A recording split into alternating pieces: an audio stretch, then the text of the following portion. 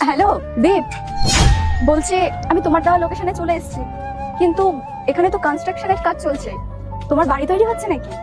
আরে না না, আমি তো এখানে কাজ করছি। কাজ? কিসের কাজ? রিতা, হাই। হ্যাঁ। তুই এই ছেলেটাকে দেখাতে নিয়ে এসেছিস? তুই একে বিয়ে করবি? কেমন আছো রিতা? ভালো আছি, তুমি? ভালো আছি। মা, এটা দীপ, ওর সাথে আমি তোমাকে দেখা করানোর জন্য নিয়ে এসেছি। নমস্কার আন্টি।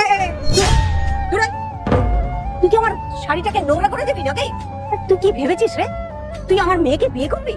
আন্টি, আপনি এভাবে কেন বলছেন? এভাবে বলবো না তো কিভাবে বলবো? আমার মেয়ে বললো ওনাকে একটা ছেলেকে ভালোবাসে, সে ভালো ঘরের ভালো একটা বিজনেসম্যান। আমি তো সেটাই ভেবেছিলাম, কিন্তু এই যে একটা মজুর, সেটা আমি জানবো কি করে? একদম বামন হয়ে চাঁদে হাত দেওয়ার স্বপ্ন না? মা, ও আমার হবু হাজবেন্ড, আর তুমি ওর সাথে এটা কিভাবে কথা বলছো? এই, তুই জানতি যে ও একটা মজুর? না মা, আল্লাহর নামটি দেখে যে এড়িয়ে যাবে তার মনের ইচ্ছা কখনোই পূরণ হবে না। তাই আল্লাহর এই নামটির জন্য একটি লাইক এবং সাবস্ক্রাইব করে যাও। আমিও জানতাম না, এখনই জানতে পারলাম। ও, তুই জানতিস না? তাহলে তো ও তোকে ফাঁসিয়েছে রে। এই যে, তুমি তো আমার মেয়েকে মিথ্যা কথা বলে ফাঁসিয়েছো।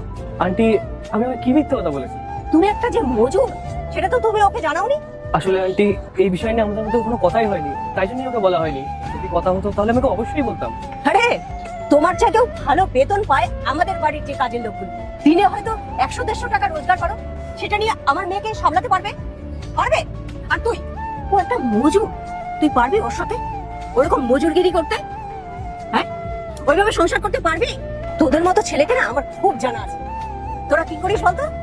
প্রথমে ওই একটা বড় লোক বাড়ির মেয়েকে খুব সুন্দর সুন্দর কথা বলে পটিয়ে নিস, তারপর যখন মেয়েটা